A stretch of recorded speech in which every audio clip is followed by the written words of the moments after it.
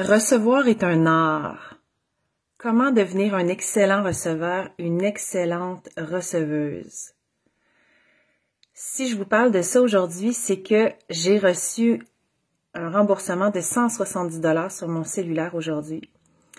Et je suis en train de devenir une excellente receveuse. Pourquoi? Parce que je suis allée voir c'est quoi les programmations internes qui m'empêchaient de recevoir. Donc, d'abord, je vous pose la question. Quand vous recevez un cadeau de quelqu'un ou vous recevez de l'aide, vous recevez du temps ou vous recevez quelque chose de matériel, que ce soit matériel ou immatériel, quelle est votre réaction? Donc, peut-être à prime abord, vous allez dire, je suis content, je dis merci, mais allez un peu plus loin dans l'expérience. Est-ce que c'est déjà arrivé dans le passé que vous ayez dû donner en retour ou que vos parents vous aient demandé de donner en retour? Ou peut-être que vos parents vous ont dit, fais attention au contrat secret, le fameux contrat secret, si tu acceptes, qu'est-ce que tu acceptes exactement, puis quel est le contrat, qu'est-ce que tu devras donner en échange? Quand vous acceptez un cadeau, est-ce que vous ressentez que la personne qui vous l'offre, que ce soit un cadeau ou une invitation au restaurant ou de l'aide, est-ce que vous sentez que la personne qui vous l'offre a pitié de vous ou pense que vous n'êtes pas dans une bonne situation et donc vous voit comme un peu démuni et à cause de ça, vous avez pas envie de recevoir? Il y a plusieurs raisons qui fait que quand on reçoit à moitié, on reçoit pas totalement à cause de tous ces patterns-là inconscients. Puis on peut en avoir plus qu'un. Je me souviens quand j'ai ouvert mon commerce, j'ai eu pignon sur rue à Mont-Laurier pendant 4 ans. Et je me souviens, il y a une journée, un homme que je connaissais qui était un homme à tout faire, j'avais demandé son aide pour installer une bricole dans mon magasin. Je venais juste d'ouvrir. Et je pense que c'est peut-être en le croisant sur la rue ou dans un spectacle ou dans un événement, je pense que je lui avais demandé ou je lui avais parlé du pépin que j'avais, puis je cherchais une solution, puis il m'avait offert son aide. Donc, il était venu réparer ou installer je me souviens pas exactement c'est quoi. Mais ce que je me souviens, c'est que quand il a eu terminé la tâche, il s'est vraiment avancé vers moi, puis il voulait un câlin. Et je lui ai donné le câlin, je veux dire, j'étais contente, il m'a pris un peu par surprise, j'avais pas vraiment de raison de dire non, je lui ai donné un câlin, j'ai fait un câlin, puis je suis une bonne huggeuse, j'aime beaucoup faire des accolades.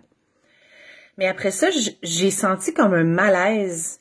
C'est un câlin qui avait duré quand même longtemps, puis je sentais dans le câlin que ça lui faisait du bien, mais qu'il avait peut-être besoin de câlin, mais tu sais, c'est un homme d'un certain âge, puis j'étais pas intéressée à ce qu'il y ait de la confusion. Et je pense que par la suite, dans les années qui ont suivi, j'ai eu des malaises comme ça à recevoir de l'aide de d'autres personnes, particulièrement les hommes, parce que je voulais pas avoir rien donné en échange, même pas un câlin si j'avais pas envie de donner un câlin. Donc, ça peut être intéressant de voir qu'est-ce qu'il y a derrière, c'est quoi soit les peurs ou les aversions, ou ce qu'on pense que les gens pensent de nous quand ils nous donnent. Parce que la manière dont on reçoit les choses va faire en sorte qu'on reçoit plus ou qu'on reçoit moins. Je vous donne un exemple. Pensez à une personne à qui vous aimez donner. Que ce soit de l'argent, l'inviter au restaurant, des cadeaux, des compliments, du temps. Pensez à cette personne-là à qui c'est facile de donner et imaginez sa réponse. Comment elle répond, comment elle réagit quand vous lui offrez. Donc, il y a plusieurs façons de réagir. Les gens vont pas nécessairement sauter de joie et être super excités, puis faire la fête, puis le dire à tout le monde. La réponse peut être très intime, très profonde, une profonde gratitude, ou les larmes aux yeux, ou vraiment de se sentir compris, ou de recevoir avec une ouverture, comme si ça tombait pile poil que ce que vous offrez à cette personne-là, c'est exactement le bon timing dans sa vie. Donc, tu sais, il y a des gens à qui t'offres, c'est toujours le bon moment. Moi, je suis une personne où on peut être des bons receveurs aussi pour certaines choses, puis moins pour d'autres. Donc, j'ai toujours été une bonne receveuse pour des vêtements ou des jouets pour ma fille. Toujours eu des gens qui m'ont donné des choses pour ma fille. J'ai toujours fait comme « Ah, super, merci! » Puis s'il y a des choses qui conviennent pas, je vais les redonner parce que je connais j'ai un lien avec des familles défavorisées et ça va servir. Est-ce que vous pouvez utiliser votre capacité à recevoir pour certaines choses, surtout, notamment pour obtenir plus de richesse et pour être un match énergétique pour les cadeaux, pour les services, pour les surplus, les occasions spéciales, tu sais, je le fais pas d'habitude, mais pour toi, je vais le faire. C'est ce qui m'est arrivé aujourd'hui avec mon cellulaire. J'ai fait des démarches parce que j'ai de la difficulté avec mes Facebook Live présentement.